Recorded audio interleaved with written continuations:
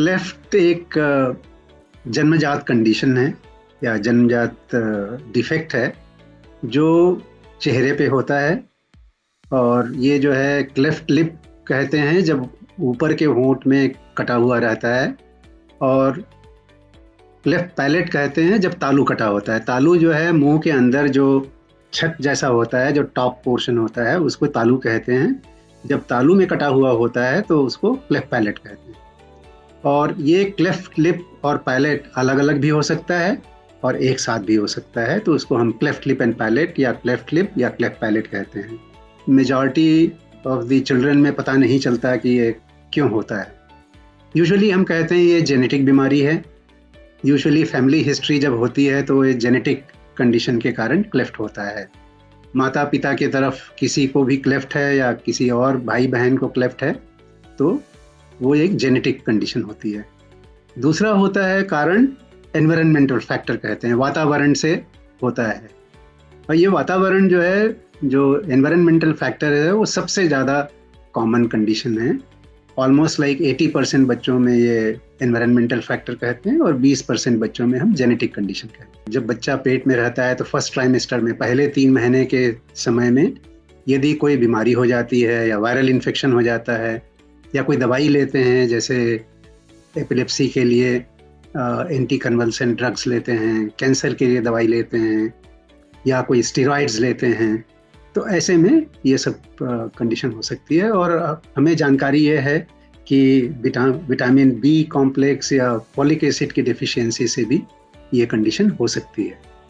तो ये environmental factors बहुत ब्रॉड कारण हैं जिसमें बहुत सारी कंडीशंस इंक्लूडेड रहते हैं, और ये सब मिला करके मेजॉरिटी ऑफ मरीजों में इसके कारण ही ये क्लेफ्ट होते हैं। ये सबसे ज़्यादा कॉमन यदि कोई जन्मजात डिफेक्ट होता है तो वो क्लेफ्ट लिप एंड पैलेट होता है। ये जो है कॉमनेस्ट कंजेनाइटल डिफेक्ट होता है फेस में, वो क्लेफ्ट लिप एंड पैलेट होता है। ये जो है इंडिया में हम जैसे कैलकुलेट करते हैं तो 700 यदि बच्चे पैदा होते हैं तो उसमें एक में होता है। इसको बोलते हैं 1 in 700 लाइव बर्थ्स। यदि हम देखें तो इंडिया में हमारे हर साल यदि कैलकुलेट करते हैं तो करीब 35,000 बच्चे जो है क्लेफ्ट लिप या क्लेफ्ट पैलेट या क्लेफ्ट लिप एंड पैलेट के साथ में पैदा होते हैं। और यदि आज के डेट पे यदि पूछें कि भाई कितने लोग होंगे हमारे पॉपुलेशन में जिनको क्लेफ्ट लिप एंड पैलेट होगा, वो almost like 7 to 8 million patients, मतलब 70 से 80 लाख लोगों को क्लेफ्ट लिप एंड पैलेट होगा। यदि वर्ल्ड वाइड सोचें, यदि ग्लोबली सोचें, पूरे दुनिया में सोचें, तो ये जो है काफ़ी अलग अलग एरिया में इंसिडेंस चेंज होता है। किसी में 700 बच्चों में होता है, कहीं 1000 बच्चों में होता है, कहीं 2000 बच्चों में होता है। तो ये रेशियल डिफरेंस है और जोग्राफिकल डिफरेंसेस होते हैं इंसिडेंस में। बट इंडिया में 700 बच्चों में एक को होता है। या तो केवल क्लेफ्ट लिप हो सकते हैं या केवल क्लेफ्ट पैलेट हो सकते हैं, या फिर कॉम्बिनेशन होता है क्लेफ्ट लिप एंड पैलेट। तो ये तीनों अलग अलग मरीजों में हो सकते हैं। और ये तीनों चीज़ें जो है या तो राइट साइड का हो सकता है या लेफ्ट साइड का हो सकता है या फिर दोनों तरफ का एक साथ हो सकता है। जब राइट एंड लेफ्ट होता है तो हम उसको कहते हैं यूनिलैटरल क्लेफ्ट लिप, एक साइड का क्लेफ्ट लिप या क्लेफ्ट पैलेट। और जब दोनों तरफ का होता है तो हम उसे bilateral cleft lip and palate कहते हैं। क्लेफ्ट लिप और क्लेफ्ट लिप एंड पैलेट जो है यूनिलैटरल एंड बाइलैटरल होता है। कंप्लीट भी हो सकता है, इनकम्प्लीट भी हो सकता है। पैलेट में हम कहते हैं complete cleft palate, partial cleft palate, और एक कंडीशन होती है जिसमें केवल यूला जो है लास्ट में, जो वो एक कौवा जैसे रहता है जिसको हम यूला कहते हैं, वो 2 में डिवाइडेड रहता है, उसको बाइफिड यूला कहते हैं। तो पैलेट जो है कंप्लीट क्लेफ्ट पैलेट होता है या पार्शियल क्लेफ्ट पैलेट होता है या फिर बाइफिड यूला होता है। तो ये बहुत सारे वैरायटी होते हैं क्लेफ्ट लिप एंड पैलेट के। वो हमको बच्चे को देख करके ही पता चलता है कि कौन से टाइप का क्लेफ्ट है। तो न्यूट्रिशनल डेफिशिएंसी के कारण क्लेफ्ट के चांसेस ज़्यादा होते हैं, या विटामिन डेफिशिएंसी के कारण क्लेफ्ट लिप एंड पैलेट के चांसेस ज़्यादा होते हैं। इसके सिवाय एक पर्टिकुलर ग्रुप होता है जिसमें कंसंग्विनस मैरिज होती है, जिसमें फैमिली के अंदर ही शादी होती है, जो क्लोज रिलेटिव्स या ब्लड रिलेटिव्स के बीच में शादी होती है, उसमें chances of birth defects like cleft lip and palate के चांसेस कुछ ज़्यादा होते हैं। तीसरा है कि डिफरेंट रीजन्स ऑफ हमारे कंट्री में, हमारे देश में अलग अलग एरिया में चांसेस अलग अलग होते हैं। ये देखा गया है कि साउथ में क्लेफ्ट का इंसिडेंस कम होता है, नॉर्थ ईस्ट में थोड़ा सा कम होता है, लेकिन north area and western part में क्लेफ्ट का इंसिडेंस थोड़ा सा ज़्यादा होता है। पेरेंट्स जो आते हैं या माता पिता आते हैं, ये क्वेश्चन पूछते हैं हमसे जब भी हमारे क्लिनिक में आते हैं, वो है कि मुझे ऐसा तो नहीं है कि मैंने ग्रहण के टाइम में मेरा बच्चा हो रहा था इसलिए क्लेफ्ट हो गया है। रूढ़िवादिता है, वो है ग्रहण से संबंधित, सूर्य ग्रहण से संबंधित। सबको ये लगता है कि यदि जब बच्चा पेट में है उस टाइम यदि सूर्य ग्रहण को देख ले या उसके प्रकाश के में उसका इफेक्ट यदि सूर्य ग्रहण वाले प्रकाश माँ के ऊपर आ जाए तो उससे क्लेफ्ट हो सकता है। लेकिन ये बिल्कुल गलत धारणा है। ये हमको कोई भी साइंटिफिक बेसिस नहीं है, इसलिए हमको इसको बिल्कुल समाज से बिल्कुल हटाना चाहिए कि इसका संबंध कोई क्लेफ्ट लिप एंड पैलेट या किसी और डिफेक्ट से ऐसा हो सकता है, ऐसा बिल्कुल पॉसिबल नहीं। दूसरी एक धारणा है कि यदि माँ के पेट में बच्चा है और यदि वो नाइफ से कुछ काटती पीटती है या सब्जी वब्जी काटती है जब वो प्रेग्नेंट रहती है तो उससे क्लेफ्ट हो सकता है। वो भी बिल्कुल गलत बात है, और इसलिए क्योंकि प्रेगनेंसी के टाइम में काम करना ज़रूरी है, किचन में जाना ज़रूरी है और सब्जी वगैरह काटना ज़रूरी है। यदि ऐसी धारणा रहेगी तो बेचारी माँ जो है कुछ काम नहीं कर पाएगी। ये एक जेनेटिक या डेवलपमेंटल प्रॉब्लम है, वो ये सब हैबिट के कारण नहीं हो सकता। तो ये जितने रूढ़िवादिता है या गलत धारणाएं हैं वो हमको दूर रखना चाहिए, और ये सब का संबंध बिल्कुल क्लेफ्ट लिप एंड पैलेट से बिल्कुल रिलेटेड नहीं। आजकल काफ़ी टेक्नोलॉजिकल डेवलपमेंट हो रहा है और हमारी जो मशीनें हैं, जांच की जो मशीनें हैं, काफ़ी इम्प्रूवमेंट हो रहे हैं। और जब बच्चा पेट में रहता है तो आजकल जो अल्ट्रासोनोलॉजिस्ट हैं, अल्ट्रासाउंड मशीन से जो जांच कर सकते हैं, वो 13-14 हफ्ते के उम्र में बच्चा जब पेट में रहता है उस टाइम भी देख सकते हैं। उसको लेवल 1 अल्ट्रासाउंड कहते हैं। वैसे ज़्यादातर लेवल 2 अल्ट्रासाउंड से क्लेफ्ट लिप एंड पैलेट का पता चलता है, वो 20 से 22 हफ्ते के बीच में पता चलता है। तो हम ये कह सकते हैं कि 20 या 22 हफ्ते के बीच में यदि अल्ट्रासाउंड करते हैं तो 90% यदि प्रेगनेंसी है उसमें पता चल सकता है कि इसमें क्लेफ्ट लिप पैलेट है या नहीं। जब लेवल 1 करते हैं 12-13 हफ्ते के टाइम में तो करीब 50% बच्चों का पता चल सकता है, लेकिन अल्टीमेटली तभी पता चलता है जब बच्चा पैदा होता है। लेकिन आजकल हमारे पास काफ़ी पेशेंट्स आते हैं जिनका अल्ट्रासाउंड से डिटेक्शन होता है, जिसको प्री नेटल डिटेक्शन कहते हैं। ऑलमोस्ट 20% बच्चे जो हैं आजकल प्री नेटल डिटेक्शन के बाद आ रहे हैं, और मुझे विश्वास है कि फ्यूचर में, भविष्य में धीरे धीरे ज़्यादा बच्चों का डायग्नोसिस होते जाएगा और माता पिता को पहले ही जानकारी हो जाएगी कि इसमें क्लेफ्ट लिप पैलेट है या नहीं।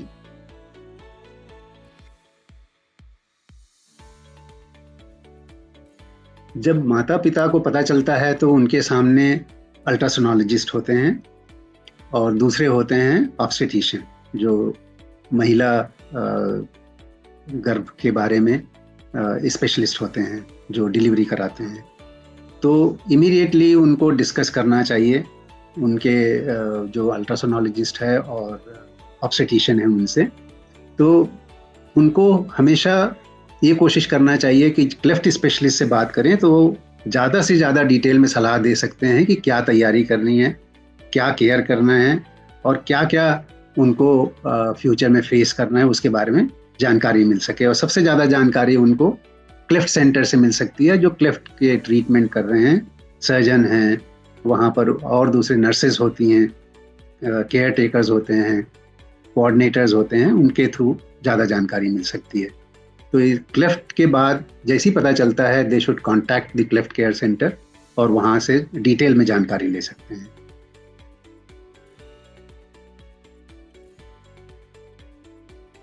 तो यदि केवल क्लेफ्ट लिप है तो ओनली चैलेंज इज कि अच्छा नहीं दिखता, कॉस्मेटिकली प्रॉब्लम है।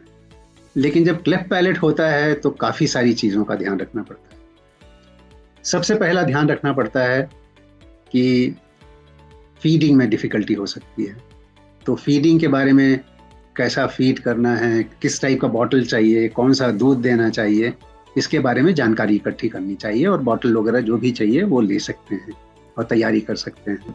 फीडिंग में प्रॉब्लम होती है तो बच्चे में न्यूट्रिशनल डिफिशियंसी हो सकती है, उनका पोषण थोड़ा गड़बड़ हो सकता है। और ये बहुत ज़रूरी है कि बच्चा जो है आगे ऑपरेशन के टाइम में एकदम हेल्दी रहे, पोषण ठीक रहे, उनमें कोई डिफिशियंसी ना रहे, तो उसके बारे में उनको जानकारी इकट्ठी करनी चाहिए। और तीसरा, आगे उनको क्या क्या ऑपरेशंस की ज़रूरत होगी, क्योंकि ऑपरेशन डिपेंड करता है कि भाई उस बच्चे को कौन सा डिफेक्ट है। यदि केवल क्लेफ्ट लिप है तो केवल एक ऑपरेशन की ज़रूरत है, केवल क्लेफ्ट पैलेट है तो एक ऑपरेशन पैलेट की ज़रूरत है, और क्लेफ्ट लिप एंड पैलेट है तो एक क्लेफ्ट लिप की ज़रूरत पड़ेगी, फिर क्लेफ्ट पैलेट की ज़रूरत पड़ेगी। और फ्यूचर में क्या ऑपरेशंस वगैरह होंगे, कैसे इलाज होगा, इसके बारे में उनको जानकारी मिलनी चाहिए। और इसको हम कहते हैं detail counselling should be given. जब प्री नेटल डिटेक्शन होता है तो पेरेंट्स को बिल्कुल प्रिपेयर रहना चाहिए। इवन बर्थ के बाद यदि पता चलता है तो पेरेंट्स को ये सब जानकारी इकट्ठी करनी चाहिए।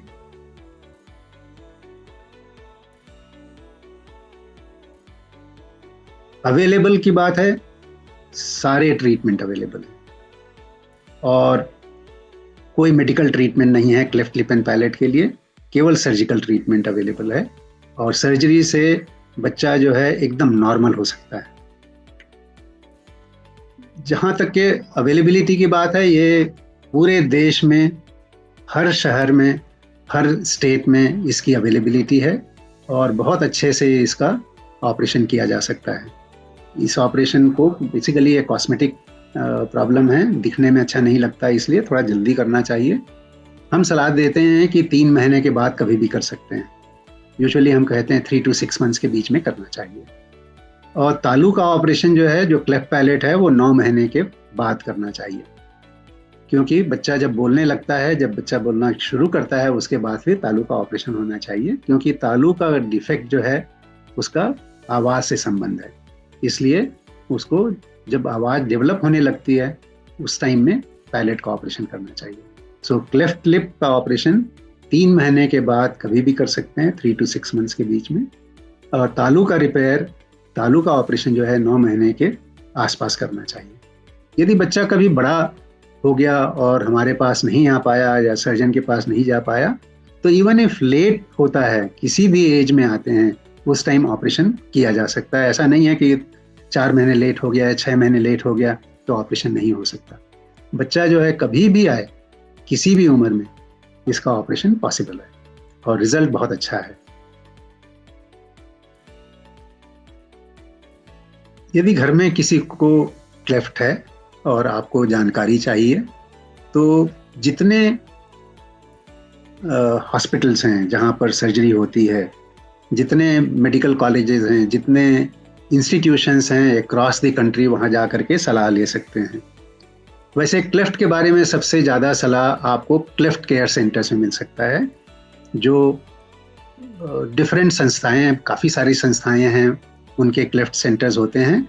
एक इस्माइल ट्रेन के 120 से ज़्यादा संस्थाएं हैं पूरे देश में, वहाँ किसी भी इस्माइल ट्रेन सेंटर में जा करके सलाह ले सकते हैं। उनको पूरी जानकारी मिलेगी, पूरा सलाह मिलेगा और उनको काफ़ी सारी चीज़ों के लिए सपोर्ट भी मिलेगा। इस्माइल ट्रेन सेंटर्स में जा करके पूरी जानकारी ले सकते हैं और सपोर्ट भी ले सकते हैं। और दूसरी और काफ़ी संस्थाएं हैं जिनके सेंटर्स हैं, और किसी भी मेडिकल कॉलेज या इंस्टीट्यूशंस में जाएंगे तो उनके सर्जरी डिपार्टमेंट में जा करके, या प्लास्टिक सर्जरी डिपार्टमेंट है तो वहाँ जा करके पूरी जानकारी ले सकते हैं।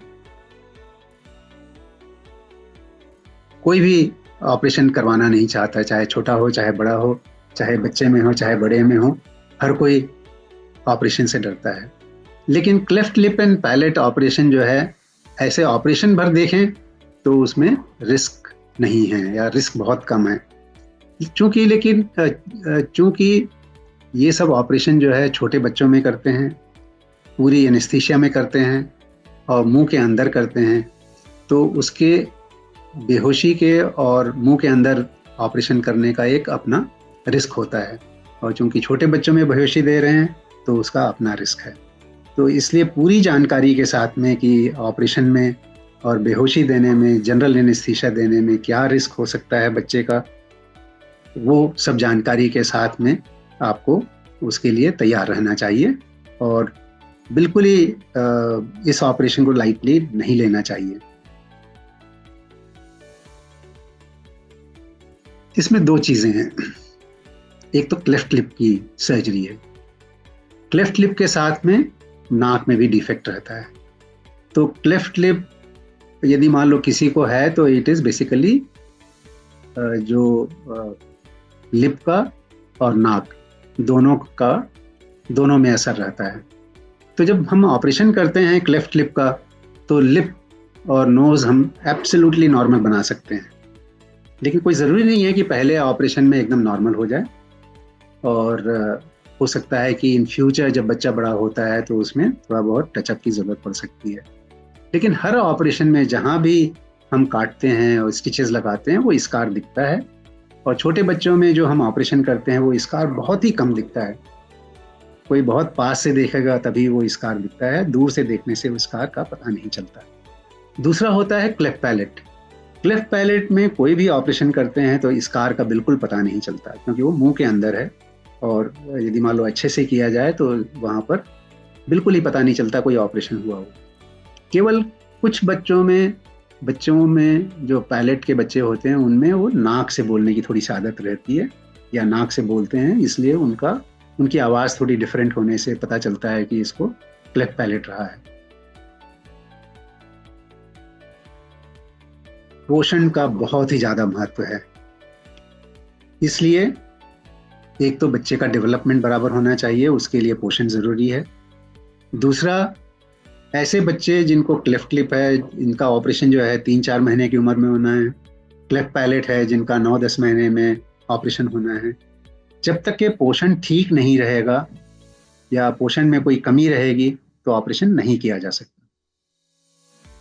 क्योंकि जिनमें पोषण की कमी होती है, जिसमें डिफिशियंसीज होती हैं, जिसमें आयरन कम होता है, जिसमें वजन कम होता है, उसमें एनेस्थीसिया का रिस्क बहुत ज़्यादा होता है।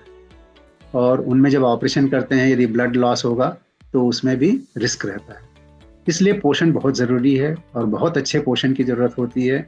और हमें हमेशा जब ऐसे बच्चे रहते हैं जिनमें क्लेफ्ट लिप पैलेट है, उसको हमेशा पीडियाट्रिशियन का केयर होना चाहिए, बच्चों के स्पेशलिस्ट का।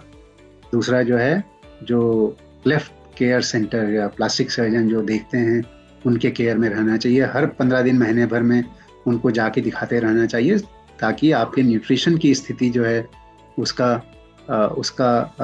असेसमेंट कर सकें और यदि कोई कमी है तो उसका समाधान कर सकें। इसके लिए बहुत सारे हमारे पास शिक्षा के लिए वीडियोस हैं, बहुत सारे शिक्षा के लिए इंफॉर्मेशन है, बुकलेट्स हैं, उससे आपको सारी जानकारी मिल सकती है। दूसरा ये है कि हमारे पास WHO चार्ट्स अवेलेबल हैं, इंडियन एसोसिएशन ऑफ पीडियाट्रिक्स के चार्ट्स अवेलेबल हैं, जिसमें हमको कितना वज़न होना चाहिए बच्चे का वो सब आपको उस लिस्ट में मिल जाएगी। उसके बेसिस पे आप ध्यान रख सकते हैं कि पोषण बच्चे का ठीक है या उसमें कोई कमी है। तो ये बहुत ज़रूरी है कि पोषण अच्छा होना चाहिए ताकि आगे ऑपरेशन में कोई रिस्क ना रहे।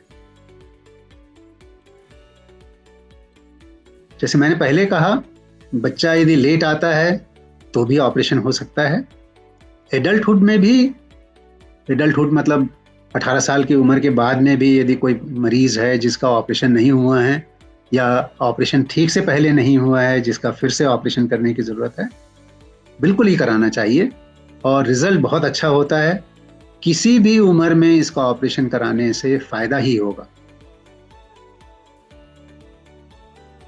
जो कॉस्ट ऑफ ट्रीटमेंट है, ऐसे देखा जाए यदि प्राइवेट प्रैक्टिस में आएंगे या प्राइवेट हॉस्पिटल्स में जाएंगे, बड़े बड़े हॉस्पिटल है, वहाँ काफ़ी खर्च होता है। लेकिन स्माइल ट्रेन एक संस्था है जिसमें जो अफोर्ड नहीं कर सकते, जो गरीब तबके के लोग हैं, उनके लिए फ्री में ऑपरेशन होता है। स्माइल ट्रेन के 120-130 सेंटर्स हैं इंडिया में। किसी भी सेंटर में जाएंगे, यदि आप एलिजिबल हैं तो आपका फ्री में ऑपरेशन हो सकता है। यदि आप किसी गवर्नमेंट हॉस्पिटल्स में जाएं जहां पर क्लेफ्ट लिप पैलेट ऑपरेशन की फैसिलिटी है, वहां भी बिल्कुल फ्री में ऑपरेशन हो सकता है। स्माइल ट्रेन सेंटर में एक और एडवांटेज है कि ऑपरेशन फ्री होगा। वहाँ पर आपको और दूसरी चीज़ों के, न्यूट्रिशन के लिए, दांत की बीमारी के लिए, स्पीच के लिए, सबके लिए आपको फ्री में सलाह मिल सकती है, फ्री में इलाज हो सकता है। तो आपको, यदि आप अफोर्ड नहीं कर सकते या आप की फाइनेंशियली कमज़ोर स्थिति है, तो चिंता करने की ज़रूरत नहीं है। आपको क्लेफ्ट लिप पैलेट का बच्चा है तो आपको परेशान होने की बिल्कुल ज़रूरत नहीं है। पूरा इलाज फ्री में हो सकता है और आपको फाइनेंशियल बर्डन की जरूरत के बारे में सोचने की जरूरत नहीं।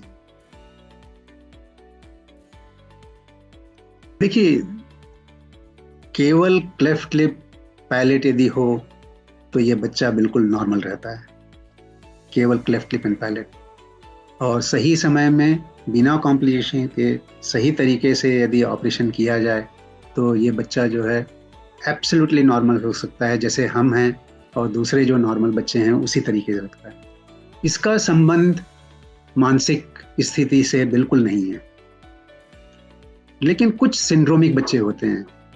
सिंड्रोम वो होता है जिसमें क्लेफ्ट लिप पैलेट जो है और दूसरे डिफेक्ट के साथ में जब होता है तो उसमें हो सकता है कि कुछ कंडीशन हो, सिंड्रोम में ऐसे कुछ कंडीशन हो जिसमें दिमाग में भी असर रहे, तो उसमें फिर बच्चों में दिमागी असर हो सकता है। लेकिन नॉर्मल यूजुअल जो स्टैंडर्ड क्लासिकल जो क्लेफ्ट लिप पैलेट है उसमें मानसिक स्थिति बिल्कुल नॉर्मल होती है। और हमारे ऐसे ऐसे बच्चे हैं जो दूसरे जो नॉर्मल बच्चे हैं अपनी फैमिली में उससे ज़्यादा अच्छा कर रहे हैं। डॉक्टर बन सकते हैं, इंजीनियर बन सकते हैं, सब कुछ काम कर सकते हैं। बहुत सारे ऐसे बच्चे हैं, they have done very well in their life. So बिल्कुल इसके बारे में चिंता करने की ज़रूरत नहीं है। मानसिक बीमारी का क्लेफ्ट लिप से कोई संबंध नहीं है। जो पेरेंट्स अफोर्ड नहीं कर सकते, जो गरीब तबके के हैं, जिनको फाइनेंशियल सपोर्ट की ज़रूरत है, तो मैं यही सलाह दे सकता हूँ कि स्माइल ट्रेन सेंटर्स में आएँ। हमारे स्माइल ट्रेन के 120 सेंटर्स पूरे देश में हैं, हर स्टेट में हैं, हर कोने में हैं। वहाँ आएँ, वहाँ पर पूरी सलाह ले सकते हैं, उनको सब टाइप की सपोर्ट मिल सकती है। मैं ये नहीं कहता कि उनको फाइनेंशियल सपोर्ट मिलेगी, पैसा मिलेगा, लेकिन उनके बच्चों के लिए जो भी ज़रूरत है, ऑपरेशन की ज़रूरत है, स्पीच थेरेपी की ज़रूरत है, न्यूट्रिशन के लिए दूध की ज़रूरत है, बॉटल की ज़रूरत है, सब चीज़ों की फैसिलिटी उनको वहाँ से मिल सकती है। दूसरा तरीका, आशा वर्कर्स के पास जाएंगे तो आशा वर्कर्स के पास फैसिलिटी है कि वो आपको जितने आपके रिक्वायरमेंट है, बेसिक रिक्वायरमेंट है, वो आपको सपोर्ट कर सकते हैं, आपके लिए दूध का इंतज़ाम कर सकते हैं। कुछ और चीज़ें जो उनके पास फैसिलिटी होगी, दवाई वगैरह, वो आपको फ्री में दिलवा सकते हैं। लेकिन ऑपरेशन के लिए आपको स्माइल ट्रेन लाइक संस्था के क्लेफ्ट केयर सेंटर में जाना चाहिए और वहाँ आपका बहुत अच्छे से इलाज होगा और वहाँ पर फाइनेंशियल बर्डन की आपको चिंता करने की ज़रूरत नहीं है।